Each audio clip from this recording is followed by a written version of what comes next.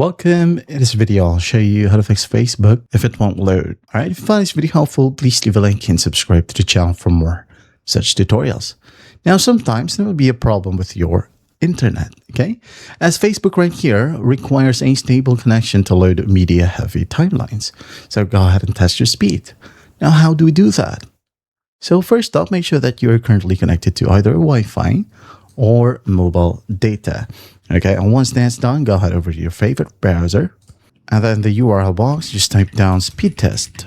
Okay, tap on it. Now you're going to want to tap on run speed test right here. I don't know if you can see it. Okay, right here. So run speed test and check if you have plenty of speed right here. If yours shows 1 MB below, well, that's a problem. You might have to wait until it get back to normal. Okay, so if that's the case, just wait it out. Now, if that's not the case, you'll have to find Facebook or the Facebook app, tap and hold, tap on the information icon.